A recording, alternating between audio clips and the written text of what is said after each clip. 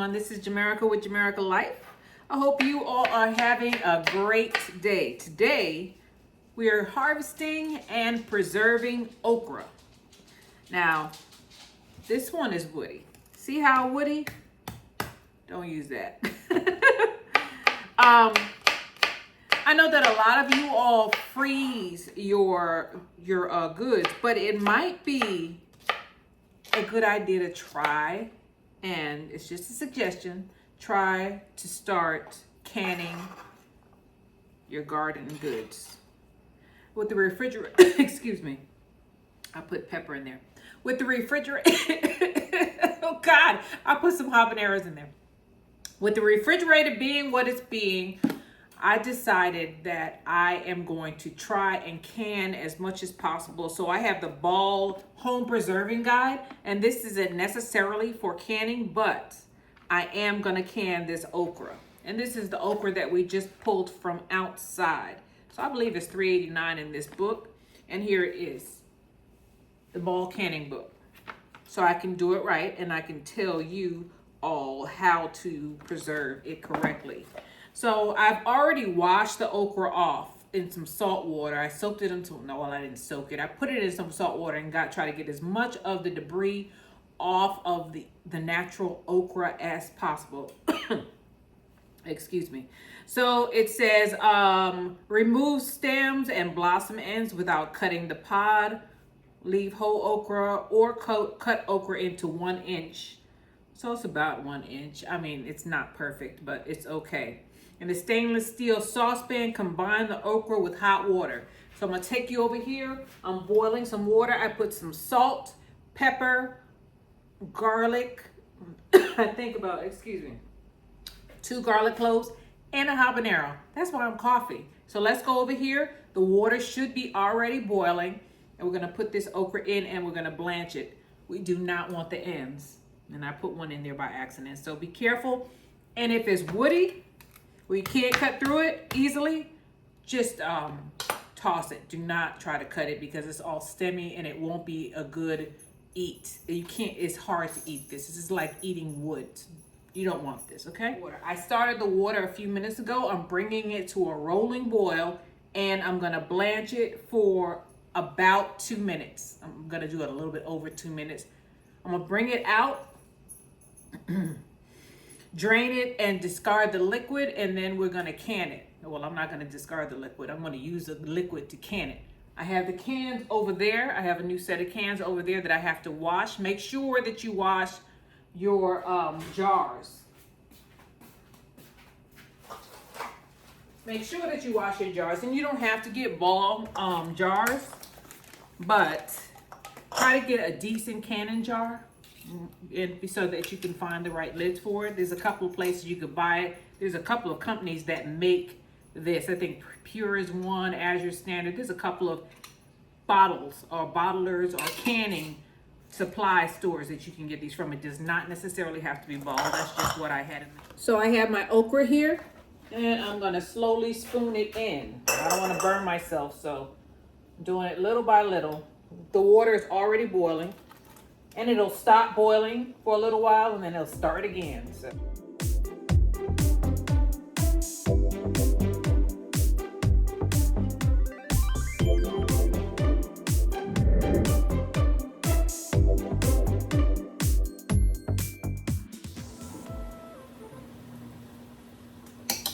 Okay, it's all in. I'm gonna wait till it comes to a boil, and then I'm gonna start my timer for 2 minutes.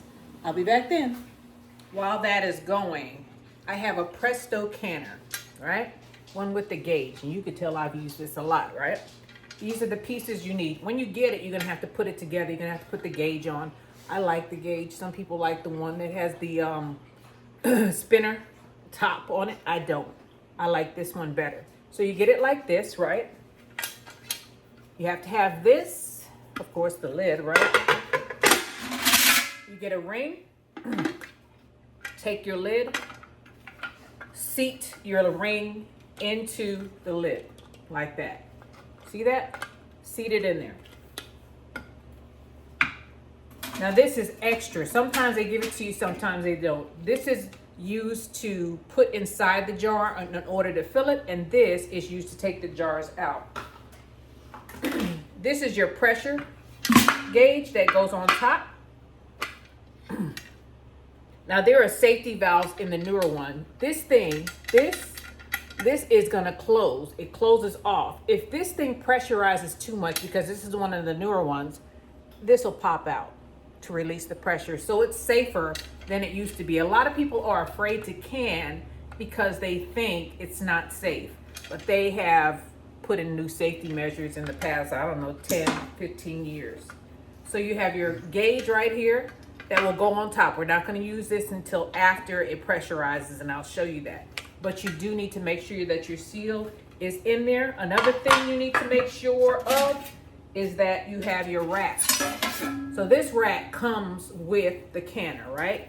Always, always, always make sure a rack is in there. Your can should not touch the bottom of this pot. So you put this down here. We're gonna bring our water up to the line. There's a line in this canner.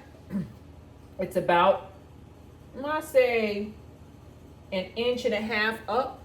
Every canner has different levels that you're supposed to fill it to. Mine has a line right there that I can see, and that's what I fill it up to. So I'm gonna fill it with some water to that line, and I'm gonna put a little bit of vinegar in there so that my glass jars do not start clouding. Now this is not exactly what the book is saying. I am blanching this. This is coming to a boil. I'm gonna take this and move it over. If you have a hot product, you have to have warm or hot jars or they might burst on you. So I'm gonna put these jars in the water in no particular order to warm them up. I'll bring you back once the jars are warmed up. Okay, my bottles are bubbling. So I'm gonna take them out and make sure I don't have any of the water in there. This is how you hold it. Grab it, dump it, put it to the side. Grab it, make sure you get all the water out. We don't need any extra water because we kept the water that was in our okra. We turn this off.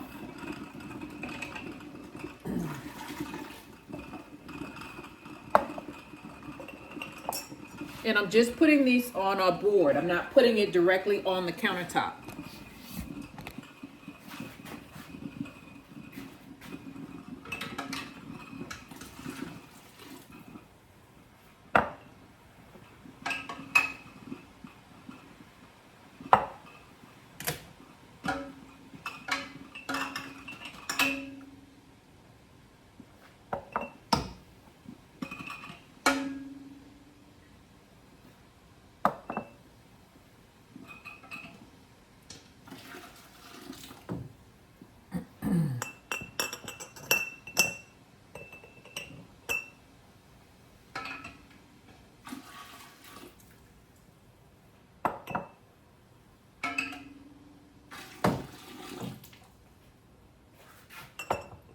Okay, so here's where this comes in. This is a funnel. See that? It fits in there. And we are going to go into our pot with a ladle. Get some okra out. Ooh, I forgot it was hot. And start ladling it in.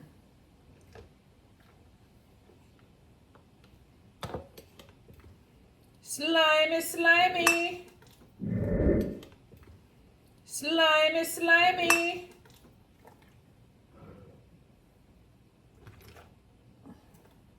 If you don't have cook hands, I suggest you don't touch these bottles, okay?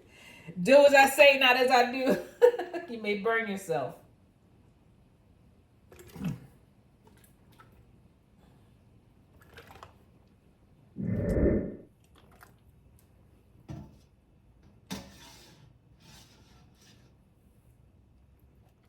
Okay, let's get the extra out with the spoon.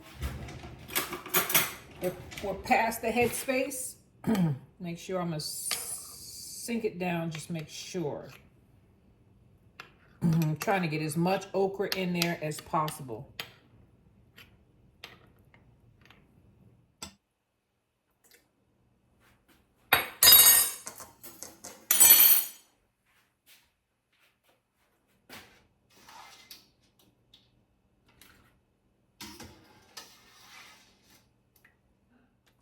I'm just filling these up just like I did the other ones.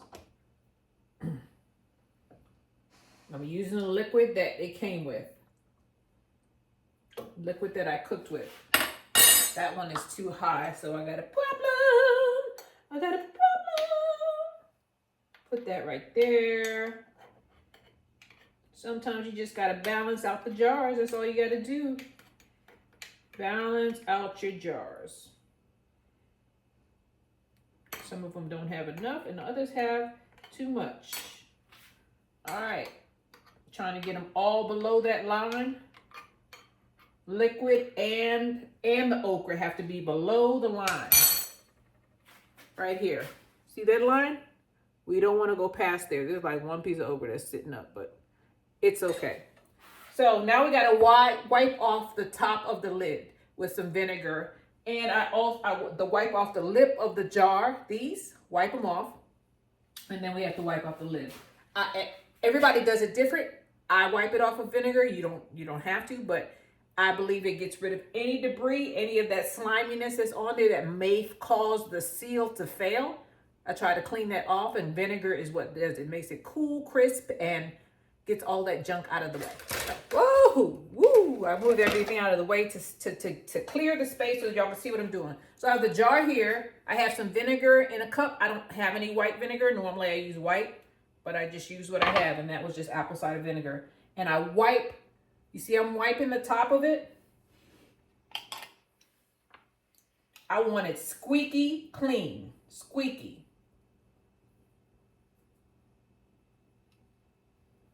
And then I wipe the lid. Put the thing on. Put the lid on. Do not crank it down. Just look. I can take it off. All I want is it on there. And I'm going to put it in the water.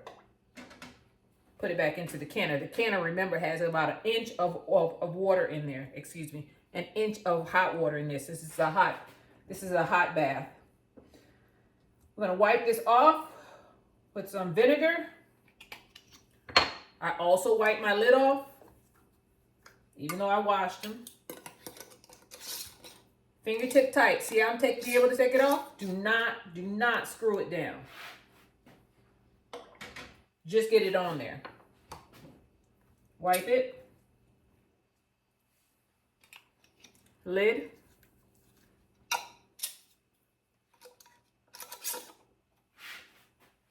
Put it in your canner. Wipe it with vinegar just to get any debris off.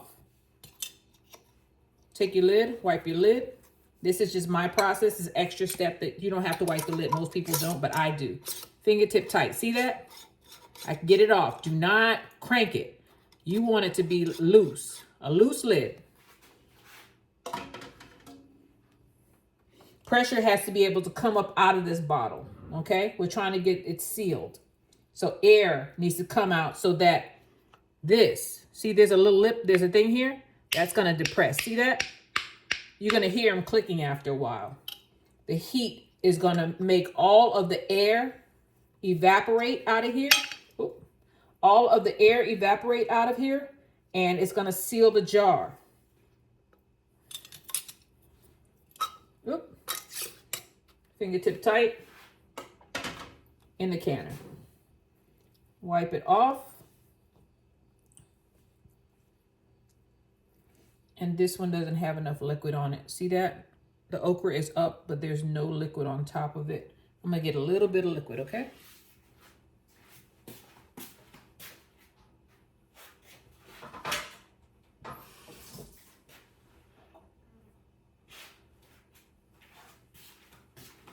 From all the way across the hall.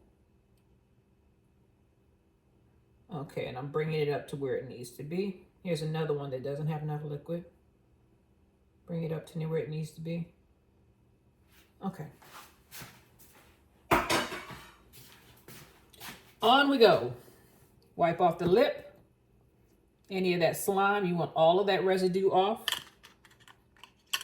We're not putting any meats in here because if you put meat in here, it increases the time you have to pressurize it based on the type of meat that you have.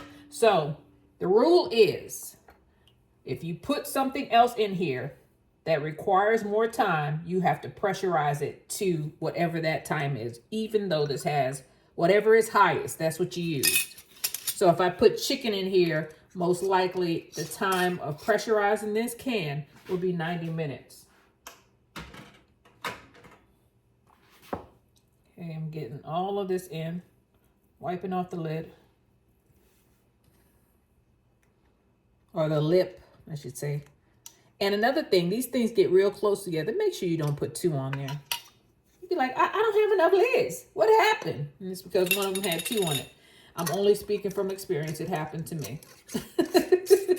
And I didn't realize it. I thought it didn't seal. And it turns out it did seal. It did seal, but it had 2 lids. Wipe off the lip. And like this. Get your lid. Wipe that off.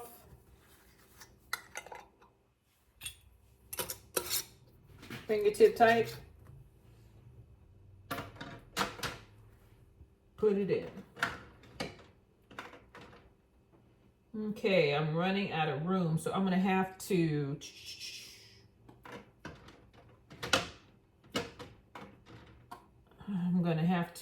put this one. See this one? I'm gonna put this one in there. I don't want my cans rattling around, but if you need to use a stacker, you have to buy some more of these. You only get one with the set, but see, I've been banging this thing up. But this is for the second level. Bring this okra down. Look at that slime. That's why people don't like okra, because they say it's too slimy. I don't know. I like it. I don't mind the slime. I can get over the slime as long as it tastes good. And it does. And if you cook it long enough, or you cook it right, the slime goes away. Becomes part of the sauce, especially when you're cooking gumbo or something like that. So I'm wiping this off, putting the lid on, wiping the lid off, putting that on top. We're on our second level. Second level. Let it be. Speaking words of wisdom. Let it be. All right, I have everything on here. I'm gonna take this over to the big eye. My stove is all dirty from me cooking. All right, and there's a line here, right? If you have the Presto. Everyone is different, all right? Done. Put it down, and it should be hard or tough to turn if it seals correctly. Put it on the eye, turn your burner, your large burner, and if you have a glass top like me, make sure that it's on the burner, okay? Not on the other part. The reason why I bought this type of canner is because this is a glass top, so I'm limited on how heavy I can, what I can use. So I couldn't get one of the heavier pressure canner. That's why I bought a Presto, because it's aluminum and it's light. So we're gonna let this go until this top, the thing that says top, until this pops up, and then I'm gonna set my timer for 10 minutes. Okay, I'll bring you back when this thing comes to a steam and this pops up. Then we'll set our timer. All right, it came up. Here we are. See how it pops up? It seals it off. Now we need to set our timer for 10 minutes.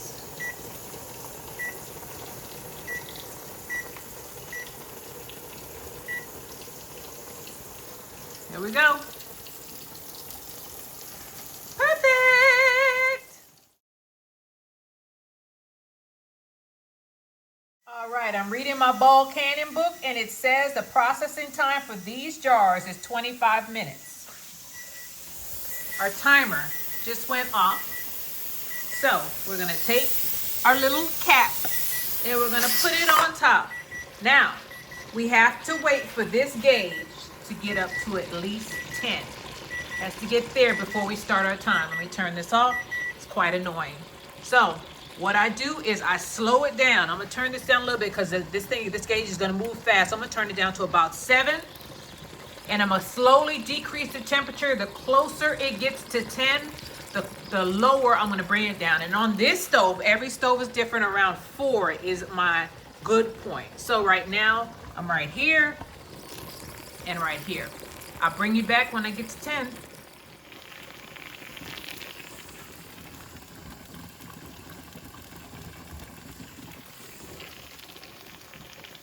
Almost there. Almost there. So we are at over 10, which is where I like it. Pint jars are 25 minutes. Quart jars are 40 minutes. We have pints. So I'm gonna set the timer for 25 minutes.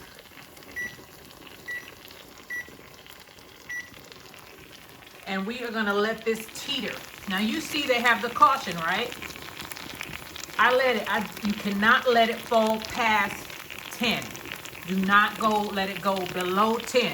If it goes this way, where's my hand? If it goes this way, it's okay, as long as it doesn't get to that caution line. If it gets to the caution, just turn the canner off and bring it back to 10. If it falls below 10, we have to start over. So never, ever, ever let it go under 10. All right? I'll see you in 25 minutes. And now it's the waiting game. You have to sit here and watch this thing unless you're extra, very well versed in this. I've been doing this for years, and I rarely leave this thing unattended. I do not want this gauge to drop below 10, and I certainly don't want it to get in the caution area. So, canner beware. You're gonna have to sit here. You should sit here. That's just a word to the wise. You don't have to. Just, make sure you do it right. Because if it falls below 9, you got to start. If it falls below 10, like 9 or 8, you got to start all over again. That is worse. I think that's worse. All right, I'll see y'all in 25. So the canner is going, and we have a few more minutes. I think I got about 15 more minutes. I'm watching it. Look behind me. I have freezers, right? And they're not full. I'm slowly canning everything because I realized I relied too much. Personally, I feel like I relied too much on electricity. Those refrigerators are run by electricity. Yes, I have small generators that can probably run them for maybe a day. But what if we get a cloudy day and I can't get any solar power, or I can't get enough solar power? All of everything in the refrigerators and freezers will go bad. So I'm trying to make everything shelf stable where it doesn't require refrigeration. I'm thinking about all the people. I'm in Texas, and Beryl came through here. I don't know when you're going to see this. This may be years later. But Beryl came through here, and this is not the first time this has happened. And their power was out. Some people's power was out for weeks upon weeks. Everything in people's refrigerators was going moldy and bad, and they just had to throw it out. Imagine you being on a budget and your food going bad because your electricity is gone. So if you can it, it's shelf stable. It doesn't taste as good because I believe fresh food tastes better. That's why I have a garden. But at least I won't lose everything. I won't lose all of my meat. I won't lose all of my vegetables. I won't lose all of my fish. You can pressure can that stuff. I'm not saying that it's gonna taste the same, because it's not. It's gonna be cooked food. Is just like buying canned goods, except you can it yourself, so you control the salt and the seasoning that goes in there. Because a lot of us have dietary restrictions. You can't have a lot of salt. Well, then you can it without a lot of salt. You don't have to put a lot of salt in it. You adjust your recipe. When you buy cans from the grocery store, you are at the mercy of whatever they use in their can. So I'm thinking about, trying to reduce the amount of refrigeration I need here. I bought this one because my refrigerator went out. That's why I have that one, because that can turn into a freezer or a refrigerator. My refrigerator went out, and the refrigerator that I wanted was not in stock, as usual. I'm kind of particular. If you all watch me, I only want the things that I want, and I'm willing to wait for it. That's why I can garden, because I'm patient. But I had to buy that one because my refrigerator was broken. It didn't work. So I had to run out and buy it before everything went bad. I still had this little Arctic freezer here. I bought this during the lockdown because I knew that they were going, well, I knew because I had to wait in line for food. I was one of those people. So I started trying to get as much meat as possible back then so that I wouldn't have to go out there and stand in line and expose myself to whatever germs was out there. I put meat and vegetables in there because I didn't feel like the refrigerator freezer was big enough. I have a bigger refrigerator now than I had back then. But man, and I think about how reliant everybody was on electricity. And initially from New York, almost the last time I remember the electricity going out in New York City was in the 70s. There's a song about it. Where were you when the lights went out in New York City? There was looting, rioting, all kind of stuff went on that night. I remember us sitting on the porch at my grandma's house and just, kind of listening to a radio where we had batteries. Back then we had the big old boom boxes. Me and my cousins was on the stoop just sitting there. And my grandmother probably was happy because at least she felt like if something happened, because there was no lights, if something happens, we would make a lot of noise. It was a whole bunch of us. She was about 6, 7 of us, kids. And then there were adults in the house. So we rely in New York City, the lights don't go out that much. I don't remember it going out since. Maybe it happened during Sandy, but I was long gone. So down here though, Texas,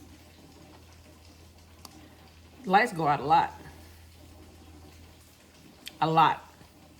And it's not just an isolated incident. It affects thousands, millions of people sometimes. So it's like several neighborhoods at the same time, or almost the entire city in some cases. So the hurricane came through and took out the power. Everybody's food went back. And let me ask you this. This just came to my mind while I'm pressure canning because I think about a lot of things. There is a push for everyone to get electric vehicles, right? EVs. How are you going to do that when you can't keep the lights on? How are we supposed to keep our EVs, electric vehicles, charged if there's no electricity? So those people who were in Houston who had cars that were electric vehicles, they were done. They were done. They couldn't go nowhere. There was no electricity. How are you going to power it up? Most of the time they plug it into their house. So then I thought, so they want everybody to get electric vehicles because they want to get rid of diesel and gas, right? And I believe that both are good because I like solar, and I like electronic vehicles because it is the cleaner. It is cleaner on the environment, with the exception of that lithium battery. I don't know about that. So they want everybody to go electronic vehicles, but the lights are going out. So what are they going to do? Are they going to force everyone to get solar on their house? Because that's what it looks like. Everybody can't afford that. Everyone can't afford solar. So are they going to charge us for solar? Is that what's coming? Because it looks like it's going that way. They want everybody to get EVs, right? And I'm already messing with solar right now because the lights go out. The lights go out. And I've had to use generators. I've had to use my generator in order to to keep the lights on. I got these little battery packs around here that like $20, $25 on Amazing to keep some kind of light on so that I don't run into things at night. Or I go out there and I get one of my my solar lights, the pathway lights, and bring it in the house. It's getting like, gosh. It looks like solar is here to stay, and it's going to get even. They're getting better with it, and it looks like everybody's going to go solar after a while, especially us who are super reliant on electric. A lot of neighborhood houses are completely electric, completely, no gas. And in New York, they did a push to get rid of gas stoves in people's houses. Why? Wouldn't you want both? Doesn't it balance it out? Why would you want everybody to just go one way? Down here, especially since you can't get the lights on. You're getting rid of natural gas. You're limiting our options. Our options are becoming fewer and fewer. And I am worried. Because anytime you only have one option, you're in trouble. You gotta have some kind of backup. Just like when if you buy a gas generator, I suggest you get a gas/propane generator. Our stuff is done. So you need options. You need to keep your options open. You need to be as versatile as possible. So our 25 minutes is up. We'll turn this timer off. You see that? My gauge never fell below 10. Never. Just turn it off. We are not going to touch this pot until this thing drops. And when it drops, I'll wait another 10 minutes because I don't want to get scalded. Okay? So we're going to wait for the top, this thing right here, to drop down. I think I'm finished with my little discussion. I'll see you when it drops. Okay, it's dropped. And it's been dropped for over 10 minutes.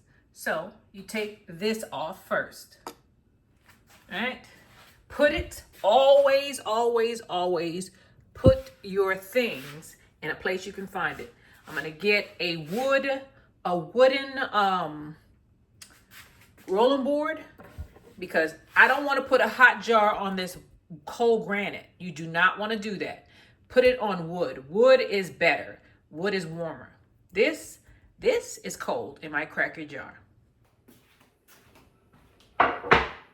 Okay, important. This thing is gonna spew out some steam, even though I waited, right?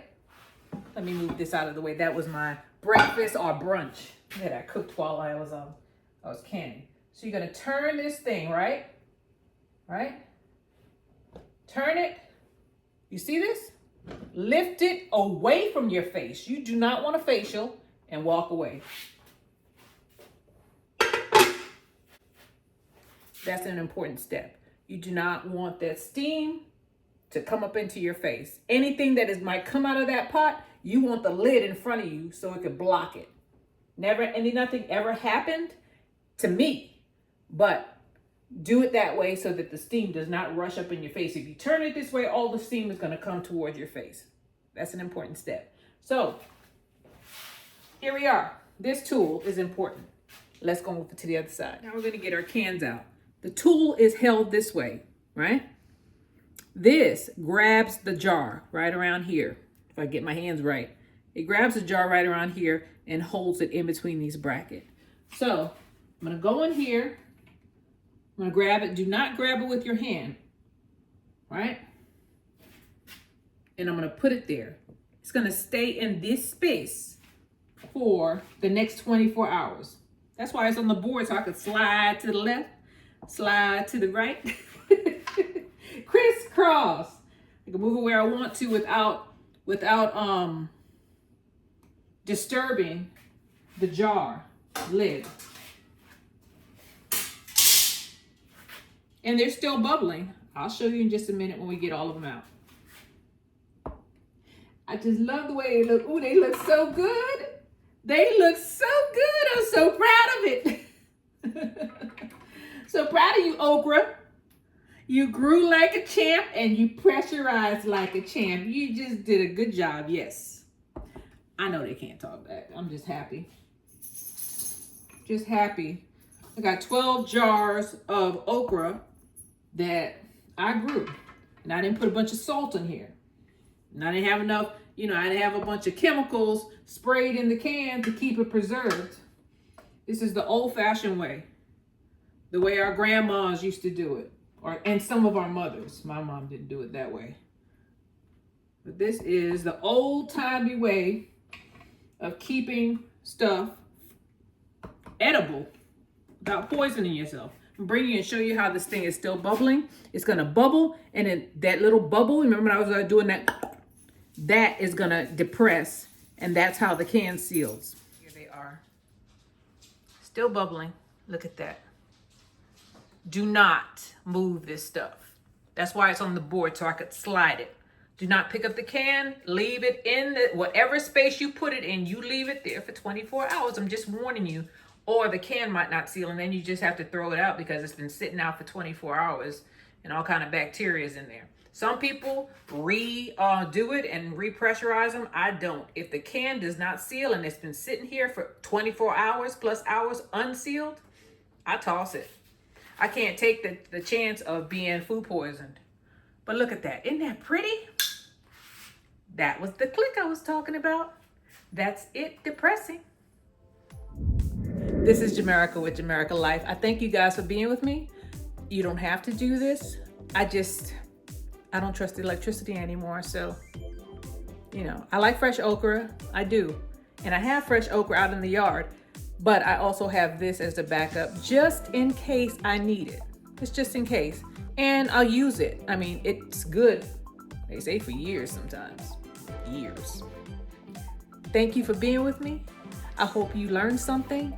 Go ahead and get your ball canning guide, or go to the USDA and find out what the time limits are for pressurizing. But this is basically what the process is. I thank you guys for being with me. I love the sound of that clicking. And I will see you guys on the next one. Bye.